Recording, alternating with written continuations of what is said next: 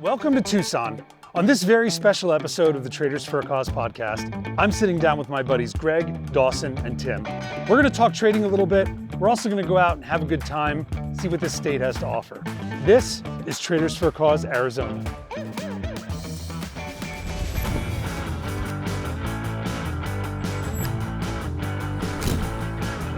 Welcome to sunny Tempe. I am here with a bunch of my trading buddies, and we are at a spring training game for the Chicago Cubs.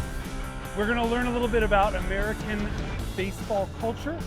We're gonna have some Chicago dogs, and we're gonna drink some beer and have a good time. What do you guys think? Let's go. Let's do this.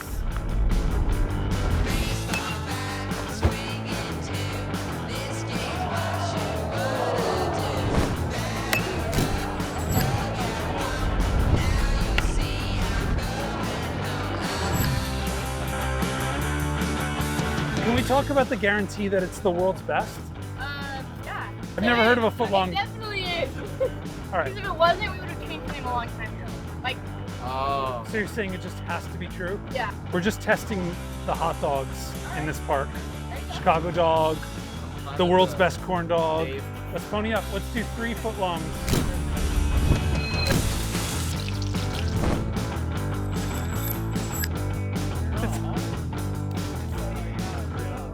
It's very hot. That is one steamy footlong. Canadian review on the footlong. Wow. That's delicious. Incredible. Yeah. That I'm Might going be the world's a best. 9.4. 9.4. What the hell is wrong with you? Yeah. Okay. You ruined it. He's like the guy that orders French fries and then puts ketchup all over the top of the French fries. I do put them all over the top of the French fries. Oh, what's wrong with you? It went from world's best to world's eh. Or it's 1, 2, 3 strikes. You're out at the old ball game. That's a Chicago dog? It's just the. Oh, so we have to make our own. Do you remember how? Don't sign me up for making those. We saw what happens. Yeah, right? You messed it up. All right, we need mustard. We need tomatoes. We need onions and sport peppers in there, okay? And a pickle. Just one. I'm just following the rules, bro. Cut me some slack. So here's the deal. So Chicago dog. We're gonna let Justin will describe What's it. the 'Cause history Justin- behind this? Dude, I can't explain it. Yes, you can. No, I From the can't. I have area, no idea. just own it. I'm not. All right. I have no idea what's in a Chicago Okay. hot dog. To be totally honest. Cheers. Skeptical. Skeptical. I think the actual hot dog is like cold. There's no warm sensations warm coming sensation, between nothing. these buns. We went from like basically the hottest corn dog on planet Earth to the coldest hot dog ever. Well, I think I'm gonna have to make a trip out to Chicago because I don't think this is doing it justice. So you're going like 6-2. A 6-8. Here we go. Tim for the win.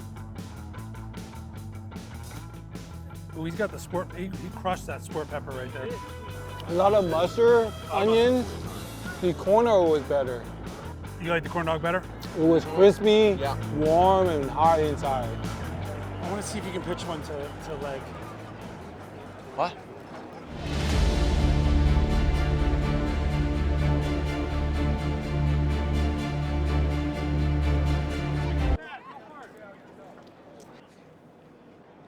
Yeah! Oh yeah, and run the bases. Nice job. Nicely done. Get some too? I'm not drunk, but like my stomach is full. All right, let's roll. Let's get to the venue. We won! Get it! Ladies and gentlemen, coming in at 6'1", hailing from Tucson, Arizona, at starting guard, we have Gregg Shabika. I don't podcast often, but when I do, I prefer Traders for a Cause. Ladies and gentlemen, hailing from the Bay Area, Silicon Valley, California, coming in at 5'9", 100-something pounds, we have Tim Taco Lee. Hi. Who the hell's that guy over there? I am Oz, the great and powerful. Who are you and why do you seek me?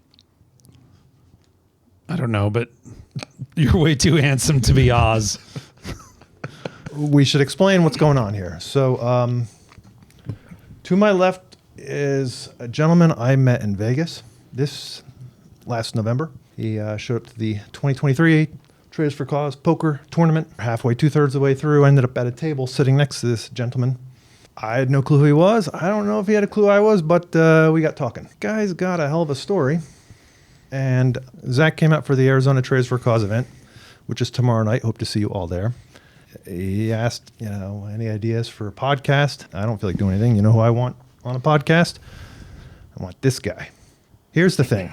Traders for Cause is all about giving back. Giving back, obviously, in this context often means, hand your cash over to charity. But that's not it. That's a big part of it. But there are many ways to give back. One of the things that inspired me about this guy is, his story's funny and there's a lot to it. But honestly, the part that's inspiring is towards the end of the story, he had his version of giving back. It doesn't have to be charity, folks. There are a lot of ways to give back to others. And he had his, we'll hear the story. I don't want to spoil it. He also bought us lunch today. Just throwing that out. So he's giving back in many ways. So you just ruined the whole story. That's how the story. That's how the story ends. It brings us to right now. Free lunch on Taco. Yeah. I mean, full circle. And what did we have?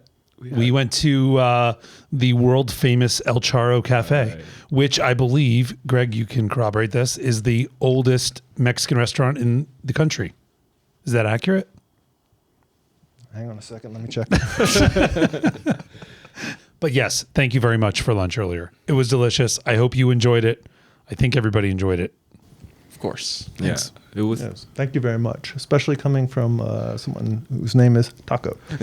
By the way, we should also point out that he is not the great and powerful Oz. This is Dawson Hanzlick, and he is from Vancouver, and he came along for the ride on my insistence that he come down to Arizona for the event. So, Seriously? yeah, I had no idea. How you doing? I just snuck into the back of Gregg's house. He had no idea I was here. And I just sat on this chair and saw them talking. So, when you came across the border, did you encounter any walls or anything, or just what'd you do? The wall was huge. It was fantastic. Was it? it's the greatest wall ever built. Damn. I think the wall is more to keep Americans out of Canada, not the other way around. I see. Okay. Well, welcome. Thank you. I'm happy to be here. I frequent Arizona often, but in my last few trips, starting to network a bit more with traders and realize how many of them actually live out in the Arizona area. So being able to attend the event was a lot of fun. We were happy to have you. Thank you. So where do we want to start with this magnificent story? I met you at T4AC last year in Vegas at the poker table. I didn't know who you was.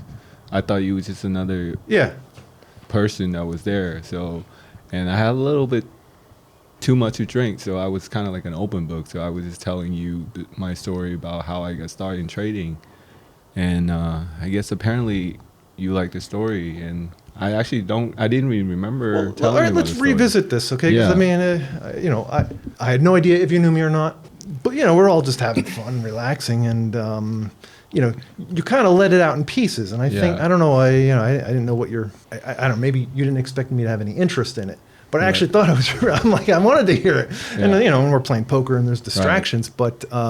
Do you share the story often, or do you think maybe it was the alcohol, or was it the fact that I actually cared and wanted to hear more?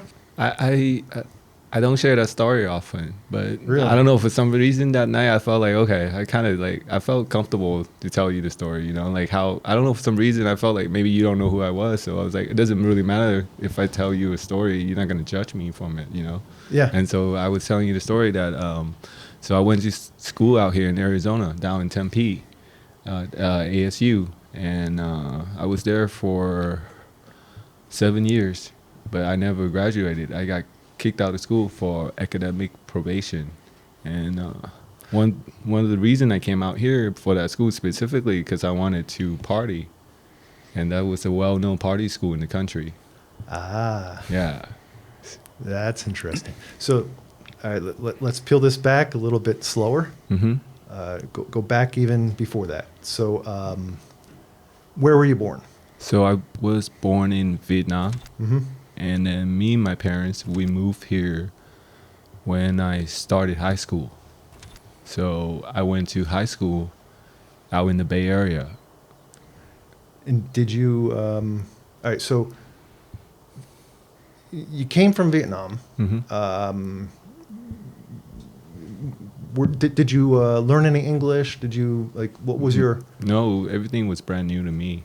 Well, take me through that part of the story. Like, your parents decided to go to the States. Right. So what? The story behind was that during the Vietnam War, one of my uncles, he was a English Vietnamese translator for the U.S. Army. And so after the war, when the Army pulled back, they took him with them. And so he came here to Los Angeles, and then he sponsored my grandparents and the brother and sister, and that's how my mom and my dad and me got to the States. Okay, so they took him, I'm assuming, because he would have been... He was working for the American Army. Yeah, and if the Yeah. Viet Cong would have found out, Correct. they would have... Exactly. So, I mean, the U.S., not that I know a whole lot of details, but from what I understand, they actually left a lot of people behind. Yeah. So he was lucky. He was, yeah, exactly. And so he ends up in the States, Mm-hmm. like, roughly what year? I mean, it was like right at the end of the war or what? Yeah, like right when they were pulling the army out. Like I So don't it was like remember. 1975? Yeah, I around think? that 75, 76 when the war ended, and then they pulled everyone back. He could have gotten in big trouble. Like, would the rest of the family be implicated, or is that not how it worked? That I'm not. I don't know, Okay. but I just knew that that's how our family got to the state. It's because of him, and he was working for the Americans, so that's how it started. That's how we got here. Okay, so you're growing up as a kid. Did you have like this sense that that's eventually what was going to happen? Or No, I had no idea.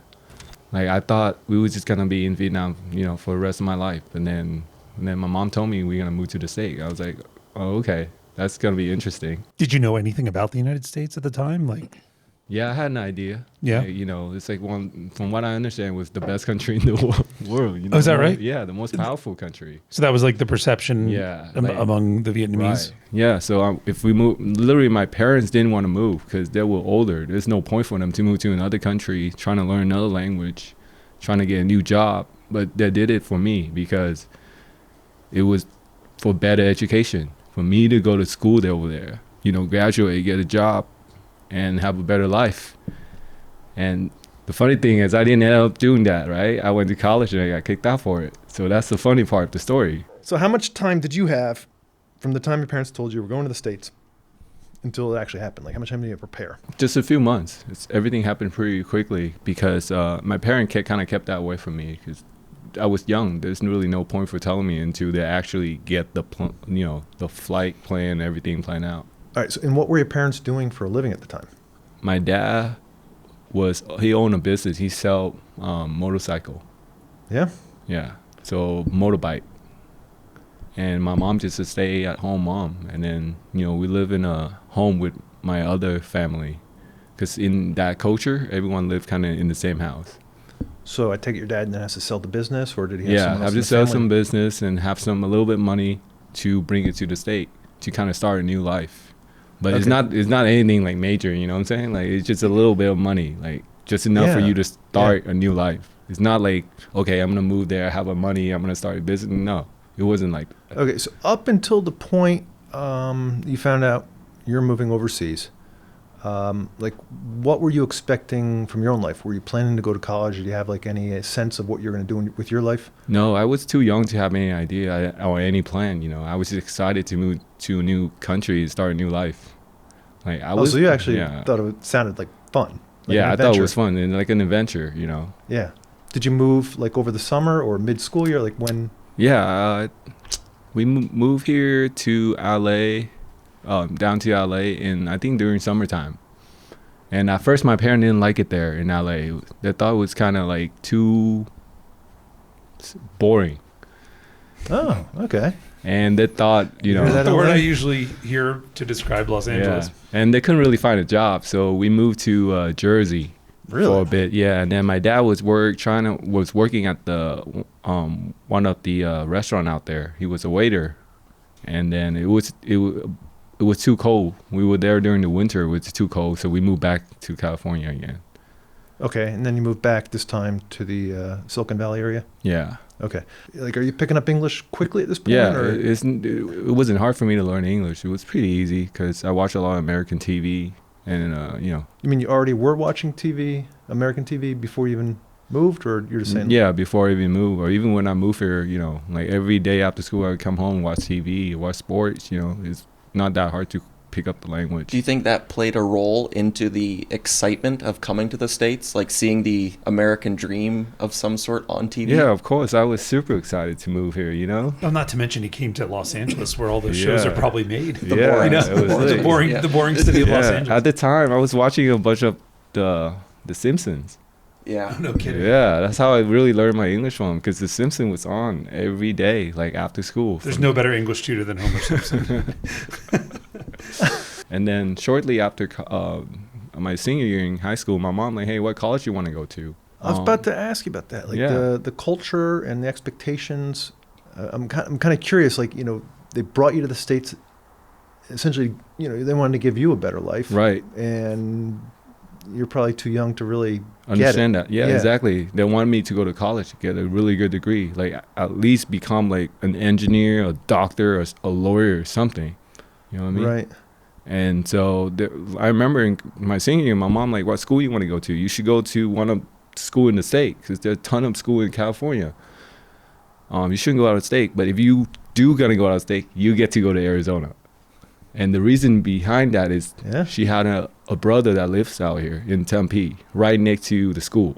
And so I looked that up. I looked up, okay, what school close to in Arizona? It's either U of A or ASU. Obviously, I picked the ASU because they're party school. It's way nicer down there, a lot more people, a lot more crowded. And so it was perfect for me. I would get to go to school, out of state, freedom. I get to party and all that. And what was being really immature about it, like looking back at it, you know. I was curious on when your parents were saying you could pick any university, how were they confident enough to be able to fund you going to any university? Dude, my mom didn't know shit. She didn't know about any college in the state. So, you know, all she knew was her brother in Arizona. So if you want to go to school, go to Arizona, right? That's the only school out of state. Yeah, she didn't know anything. And so I was like, yo, I'm going to go to ASU. She's like, okay, is this a good school? Yeah, it is, Mom. It's right out in the desert. It's beautiful, nice weather. What was it that planted the seed that, like, I want to go to a party school? You I just want to have fun. All right, like, so I was young and stupid. You wanted to jump into the American. And again, like something I heard from him earlier was like he was a 4.0 GPA in high school. Like this, it's not like he was a total slacker. Yeah. You know, just like screwing up. He was a good student, and then somehow. I just wanted to have fun. I was young, you know. I just kind of enjoy our life because growing up, everything was so tight knit. Like just school, work, learning English. That was it. Was there a sense of like once you're out of reach of your parents, like you could just be free? Freedom. So when you were living under their shadow, I couldn't do anything. And was it like out of a true respect for them, or was it more of just both. Like in culture wise, you shouldn't be doing stuff that you shouldn't be doing, and I respected my parent. My dad is a waiter for 20 years. My mom was a housemaid at the same time, so they worked very hard. And for them to put me to Arizona State, they had to pay out of state tuition, and it was a lot for them. And I kind of messed up and threw that away for like 7 years. So you didn't really actually spend much time researching schools or putting much thought into it. I mean, this was just like as soon as you learn it was a party school, your decision's done. Yeah, it's really simple. Just look up the weather. It was like 80, 90 most of the time during the spring. And then summertime's pretty hot, so it's perfect time to go pool party and stuff like that. That's how I would look it up. I was going to say pretty hot is kind of an understatement about the summer in Tempe. The day you arrive, at that point, I mean, are you expecting yourself to, graduate in 4 years? Like, you're not like expecting what would end up happening to happen. You actually. No, I was expecting to graduate and get a degree, but thing took a different route than I originally thought. The day you arrived, like, did you have a sense of what your major was going to be? Yeah, I was gonna do pre-med, prototypical Asian thing. You know what I'm saying? Like, so chemistry was my major, and then I was gonna go into med school after that, trying to be a doctor. And you really believed it, though? Like, there was no sense of like... it was just like, okay, I'm going to go through with it and then see how it goes. Was there a part of you that was kidding yourself and, like, you actually believed that's what you wanted to do? Or were you still just following other people's expectations? I followed my parents' expectation. I didn't know what I was There was no doing. sense of, I like, didn't I know wanna what be a I... Yeah, doctor. not at all. There was none of that. It was more like, I just wanted to make sure they're not pissed off. What I wanted was just staying home, play video games all the time, or go Yeah. out, have fun. Like, I was 18. Like, what do you expect from most 18 want to do? Like, I'm not going to have my life set. And like, some people do. Some people at 18, they already know what they want. Yeah. And they figure it out. And that's good for them. But I think for the majority of people at 18, they don't know shit. I totally agree. Yeah, I mean... Most people don't know what they want to do till they're like 30. Yeah, exactly. 35. Or even when we're in their 40s. Still they don't know what. Still looking. Exactly. People still looking. Yeah. Dawson likes to call himself a trader, but like, come on, let's be real. No, Still but looking. Dawson is a special one. He knows exactly what he want to do. Like at 18 or 20s, he's out doing it, and I have so much respect for him for that. Did you go to college? I did for 2 years.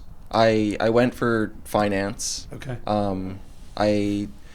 I had always worked. I had a job. My parents wanted me to make my own money, and they wanted to instill a work ethic. So right when I was going into high school, it was every spring break, every summer break, every weekends, go to work and make your own money kind of thing. So I did go to college, and I worked around that schedule. But I was interested in finance because of the guys I was working with in construction, and they had no money planned for retirement. They're 65, 70 years old, still on the job site.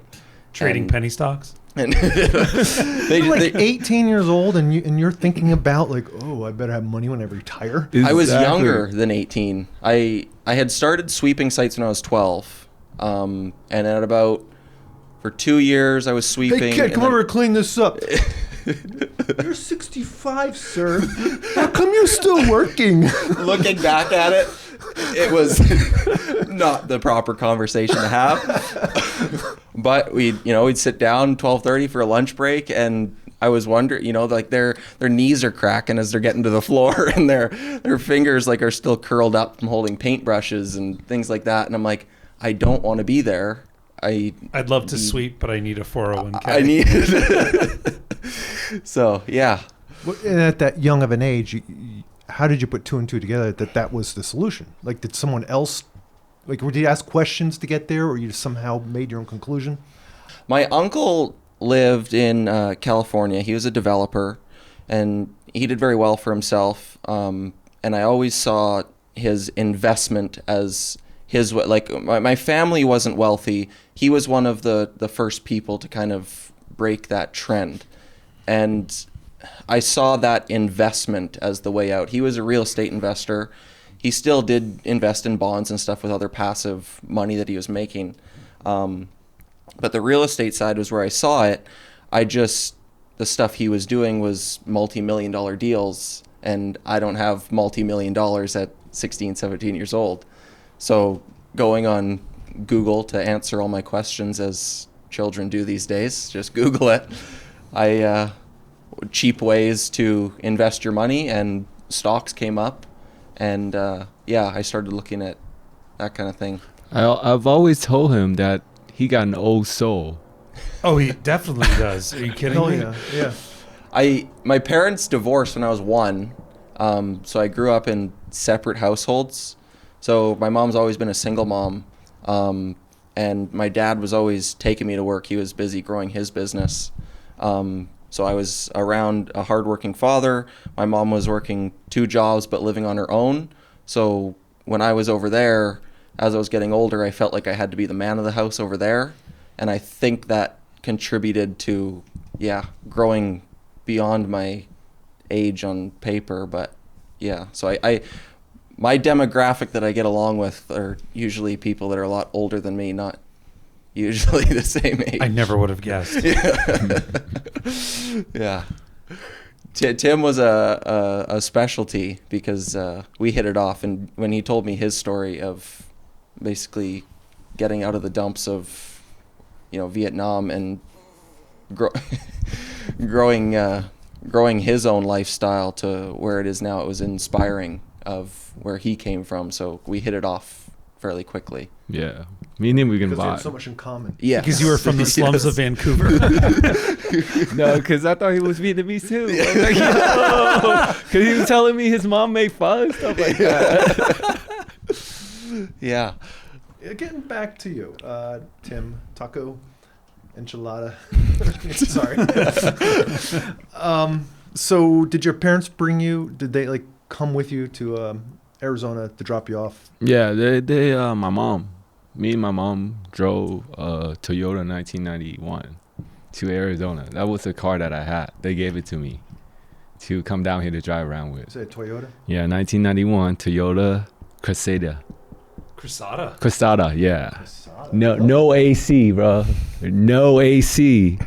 Summer started, like I was here living with my uncle, going to ASU in August. It was 124 degree. No AC, driving that car was, parked by the stadium, walked to my class. I was dripping sweat by the time I get to my class.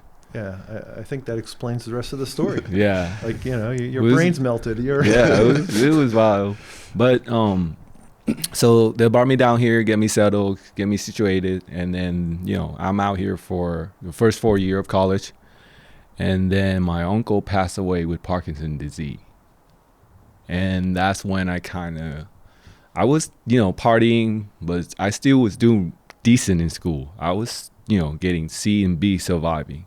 But after he passed away, I was went into depression mode because I was looking up to him. He was like a father figure to me growing up. Like which year of school? Senior year. Okay, so you actually were I getting pretty far with your credits. Yeah, I was getting pretty far. But right after that, I just stopped going to classes. I stopped doing everything. I was just out, going out, having fun. I didn't really care about things. I just went into straight depression mode. So wait, so you got through three and some odd years at ASU? Yeah. With good grades? Or yeah, decent. I got C and B. So I just have another 2 years if I just grind out. Another 2 years of, So everything fell apart after 3 years? Yeah. Wow. Yeah. And all right, so I was still having fun going out and party, but I was still going to classes, doing whatever I had to get my grade up, and surviving. You started off pre-med. Yeah. How fast did that change? So started out pre-med, but I didn't like chemistry, so I switched to economics my sophomore year, and that's when I got the 2 years. I was almost finished with economics. I only got another 2 years left. What was the change that kind of set you back? Yeah, totally. And then I didn't want to do economics anymore, so I switched over to electrical engineer. Not electrical, hardware engineer, computer hardware engineer. Computer engineer. Yeah. And I stopped after he passed away. I stopped going to classes. I just went completely downhill. Economics and then to computer hardware engineer. Computer hardware engineer. Yeah. After 3 years, you switched to that major? Yeah, because I didn't even know that's possible. Yeah, I switched majors after one semester. You can switch money you want as long as you keep paying the tuition. They don't really care. I was paying out a state tuition. Yeah, but for me, like if I would have waited 2 years or even 3 years to change my major, I would have been taking all of my core classes over. Yeah, like it would have been another 4 years. I had to start it over. Yeah, I just didn't care about school anymore at that point. I just didn't really care at all. And the funny thing is, my mom fully supported me. She would say, "Okay, I understand. You didn't like that. That's fine. You can start over." Wow. And you were paying out-of-state tuition. Exactly. And she was a housemaid making minimum wages. My dad's a waiter. And I did that to my parents. And the craziest part of all this story is the day they came out for my graduation, they expected me to graduate it. I picked up my parents at the airport and I told them I haven't been in school for like a year. I've been kicked out of school for like a year. I wasted all that money. The money they gave me for my tuition, that last year I used that to go to Vegas and turn up. Bro, how crazy that was, right? For especially an Asian parents. That's the only thing that they wanted from their kids. Right. For the kids to go to college. Right? For an Asian fucking parents. That's the only thing they ever wanted. For kids to go to college, graduate, get a degree, and have a job. Right. And the whole reason why we moved here is for my parents to move here, is for me to go to college. Right. And I did that to my parents. Dude, like she came out and she was cleaning broke houses down for 7 years to put you through school. Right. And you're flat out. Dude, that must have been a pretty awkward car ride. Dude, I was crying the whole time. What happened? I just told her. She was broke down crying the whole time. For like 3 days, she was straight up crying. Like I felt so bad. So bad. And then after that, I moved back home with my parents and I was trying to look for a job. You can't get shit for like having a high school degree. You either have to work at like McDonald's or some hard labor work. You can't really get a job after that. Mm-hmm. And so I was like, all right, fine. Like, I have to really do it right for my parents. Back up a little bit. Right. You're talking about when your uncle passed. Yeah. What did that do to you? Because you made it sound like that was a pivotal moment. Yeah, it was, because he was like I looked up to him. He was like a dad to me. I didn't have a good relationship with my dad. I love my dad, but I didn't have a good relationship with him. And he always treated me well. Even when I was living out here with him in college, he always treated me well. So I was like, yo, so I looked up to him. He's like a dad to me. So up to that point, like, was he someone you could be honest about? Absolutely. With, like, when you're having problems? Yeah. Like, I was open book with him. I feel comfortable talking to him or whatever, you know. And so did he pass away pretty quickly, yeah. While you're pretty quickly, like that. As soon as he found out he had Parkinson's disease, like literally, like a couple months later, he was just like in bed. He couldn't be moved. And then 3 months after that, he passed away. That's really unusual. Yeah. That's typically a very slow. And you know what's crazy? Is he's a doctor. He's a doctor. Really? Yeah. And I was went in depression mode. I was like, damn, this happens to good people. Like, he's a doctor. He's out there helping people, and this happened to him. Like, that's not fair. So how old was he? He was young. He was like maybe 48. Wow. That's crazy. Yeah, so I was like, at that point, I was like, yo, like, it doesn't really matter what you do in life. It's not fair, So I was just went into straight depression. Towards the end, you're obviously not passing. You're withdrawing from classes. You're doing all these, and somehow your parents didn't know. No, they did not know. My mom totally like super supported and trusted me. She was like, yo, how are you doing in school? I'm like, I'm doing well. I'm passing. Just double down. Yeah, bro. I'm not going. And I'm doing good. I just want to check my homework. No, even she was like, I remember she was like, yo, I'm going to fly out there with your dad for your graduation this day to this day. Is this okay? Yeah, absolutely. Come through. And I was lying to my teeth. The only reason I did that because I didn't have the gut in me to tell her. I didn't have the balls in me to tell her, like, yo, mom, I fucked up.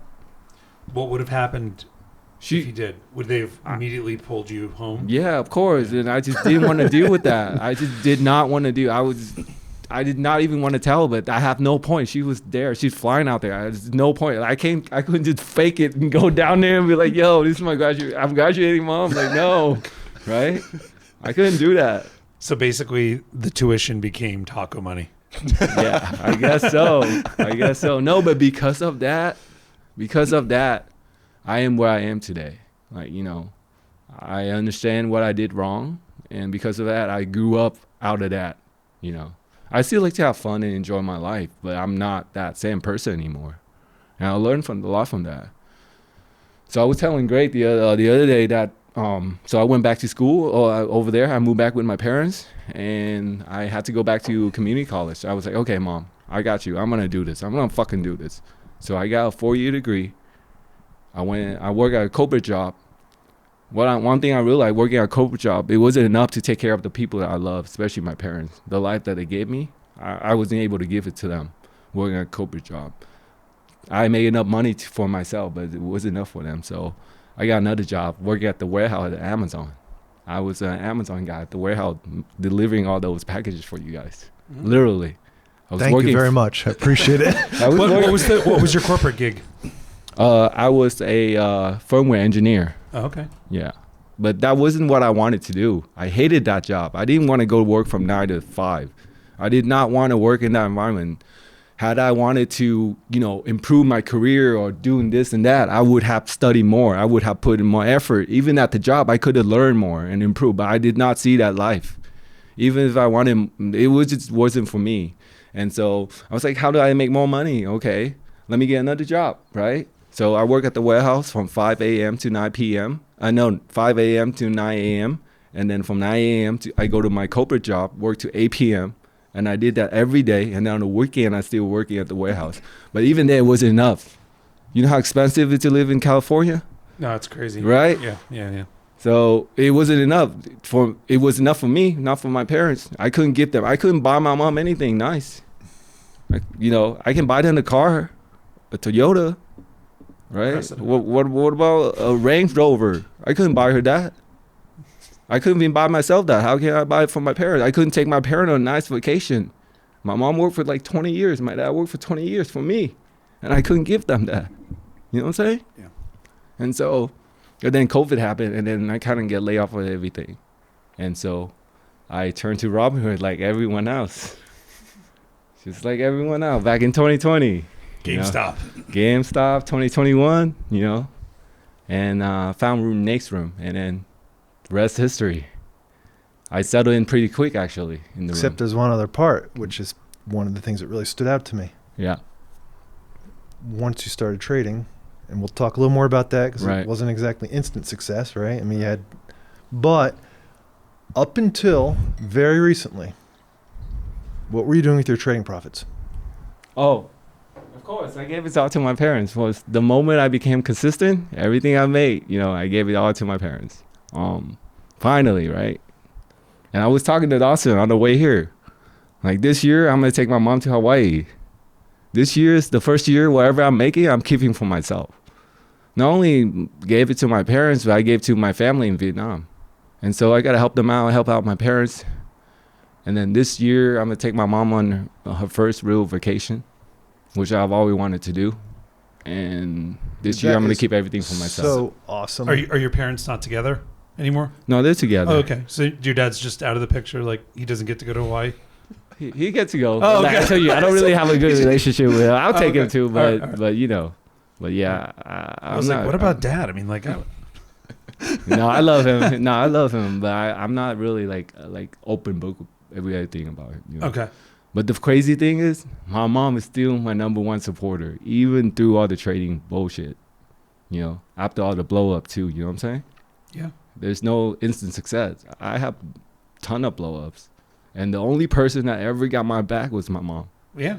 Well, She's- you're her baby, and she's- and her only baby. But not at first. She was like, dude, you fucking gambling, bro. You ain't doing shit. You ain't making shit. You gambling. You losing all your money. But then when I became consistent, I literally show her my profit every single day.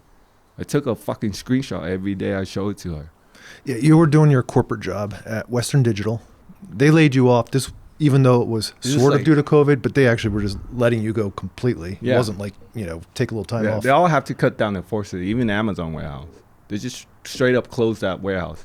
And they laid you off. Yeah, they just like It wasn't temporary. It's like, goodbye. Yeah, we just got like for even Amazon, it was like, yo, we closing down the warehouse. That's it. If you want to work, just trying to get do another application for another warehouse. Or even at Western Digital, like, yo, we done. Like, we have to cut down the workforce. So what was yes, you went to Robinhood, but was that a process to make that decision or? It was easy because I didn't want to do any of that anyway. So I have some money saved up.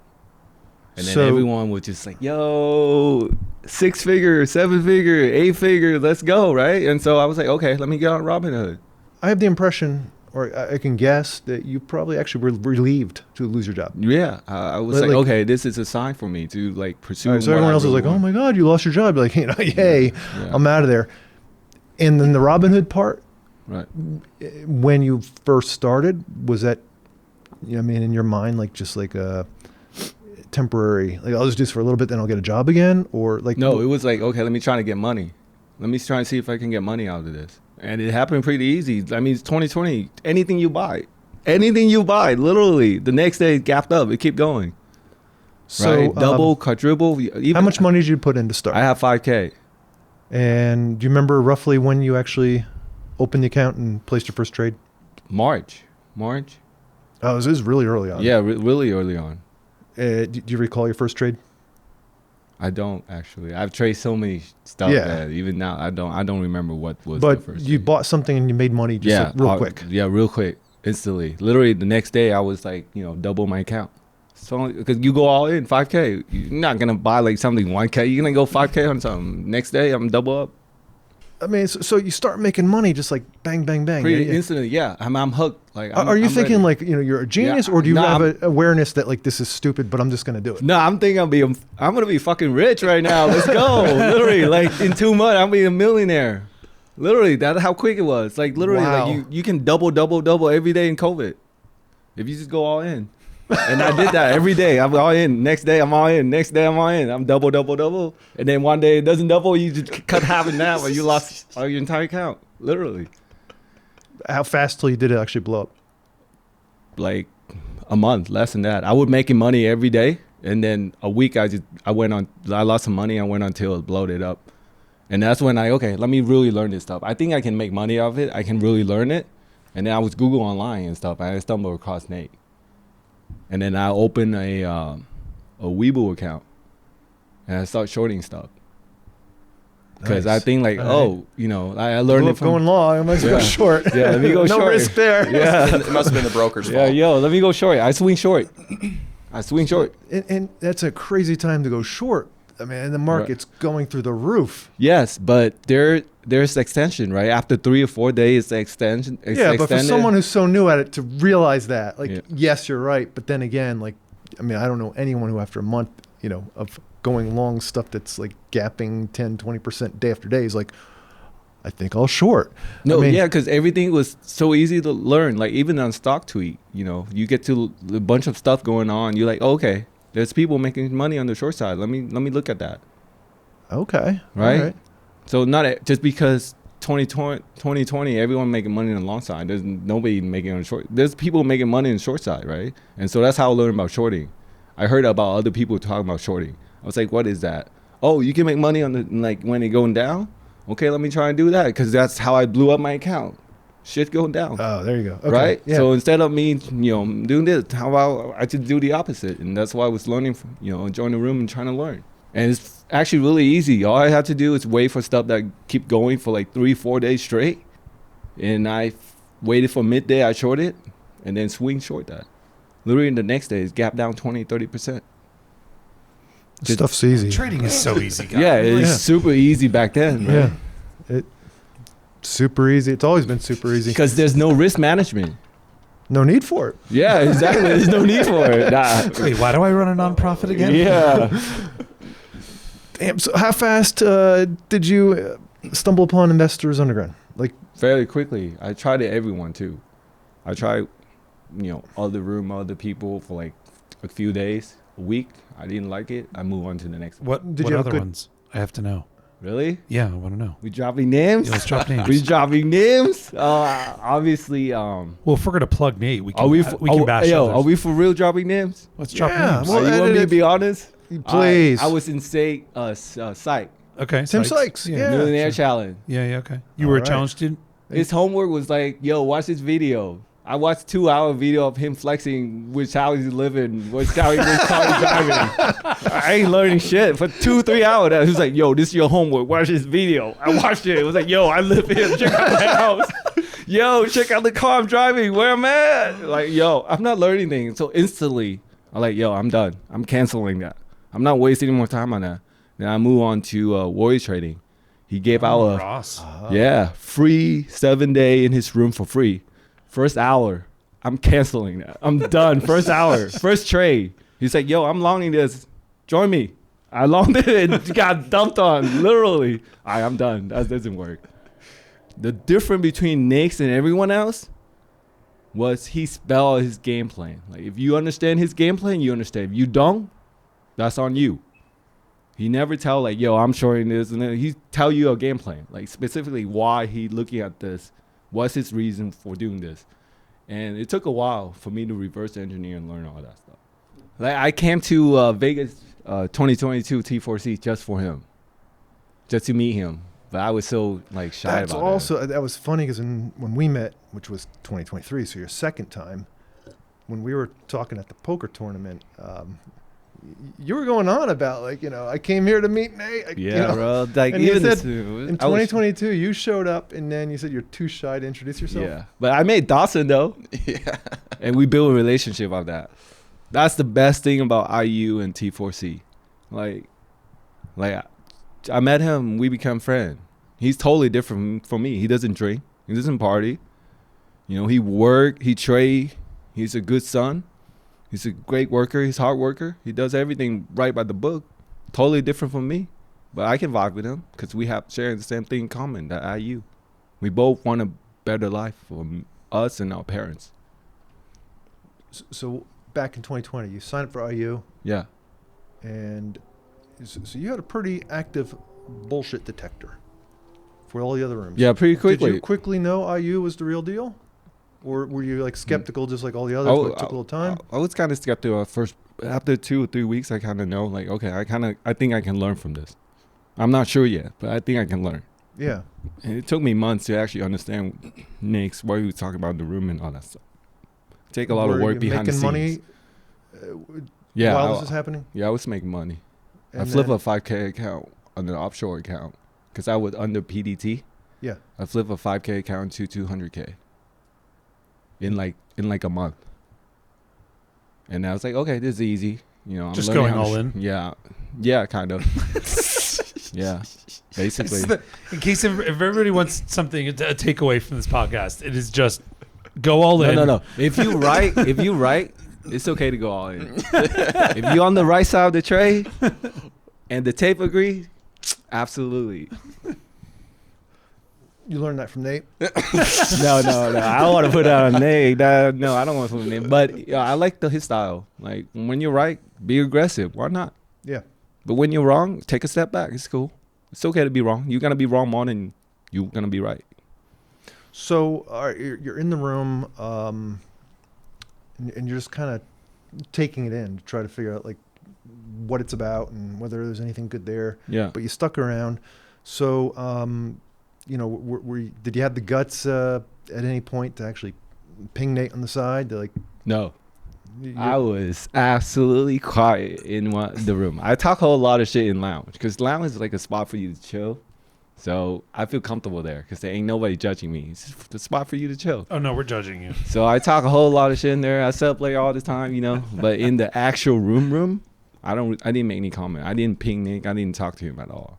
First time I ever talked to him was at 2022 T4C, and all I got out of my mouth was, "Hey, what's up, bro? I love your fell fall through setup," and that's what I used, and that's it. I didn't talk to him any after that. wow. Yeah. All right. So 2020, sustain that year for a moment. Yeah. You got up to 200K. Are you still with the heck's the name of that? Yeah. weight? Toward the end of 2020, beginning of 21, that's when I hit 200K. Okay, but you were still with That offshore account. Yeah. Okay. So Yeah. so you're still trading there. Yeah, but I started pulling money out. When I hit 200, I started pulling money out. Was that a Nate influence? Because I know that's something he's. No, I just scared because it's offshore. They don't give a Oh, fuck. It's okay, not it wasn't under any. actually- Yeah, it's not under any rule. What if I pull out? They're like, "Yo, sorry, bye." You know. Yeah. So, you know, I had to pull it out. Luckily, it took like 3 weeks for that money to come out. I was freaking out. It took forever, and it came out, and then I started opening another account here and there, and then, you know, I started to build up my account from there. Of course, I blew that up too after that.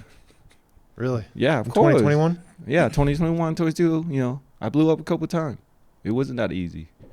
But And when you first started in 2020, you were well. At what point after you started did you start like talking to your mom about this? Like, so at first she's like, "You're gambling." oh yeah. So I think early 2021, that's when I brought my mom in. When I saw I was making that 200K, I was consistent. I was making money every single day. Occasionally, I lost money here and there. And then every day I would take a screenshot. I send it to my mom. Look how much I make today when I'm done trading every day. And she's like, okay, actually, this could actually work. I believe in you. So, you know, keep pursuing it. And that's what happened after I blew up. And she was like, okay, you can start over. Just, pull out some money out of your saving. Start over. If you need help surviving, pay your apartment, I got you. Wow. After everything? After everything. She always got my back. And so that's why I loved her. I could never fail. I couldn't fail. So I have to figure that all, This created a huge sense of accountability. Yeah. Because now that she's a part of it. It wasn't even about me anymore at that point. It was just like me, trying to improve my life. But I just want to do it for my mom. For my dad. Even though I don't really talk to him, but I kind of want to do it for him. You know what I mean? So 2021, you had a blow up, but you started over. Yeah. At this point, you got your mom's support. Yeah. How many blow ups do you have at this point? I think 3. Because at the beginning, I didn't know shit. Make money, you just kind of blow. I wouldn't call that a blow up. You kind of figure out trying to learn it, right? And then after that, I would say from 5K to 200K. And I start building it up, and I blow up one of the account. I would call that a blow up. Yeah. So that's one. And then early 2022, I blow another one up. Right. And so I realized because this is starting to become kind of common. I've got a pattern here. I got to figure out my risk management and all that. And that's when sizing, risk management is like an art. You kind of have to figure that out. You want another drink? Absolutely, bro. You want another drink? I'm gonna crash into Dawson and take him out. I got everyone battling against me. I'm ready to really go. I got this goddamn Canucker from the 51st state coming down here thinking he's driving a Zamboni. Come on, Zach! Have either of you guys ever fired a gun before? Never fired one, never touched one, never seen one.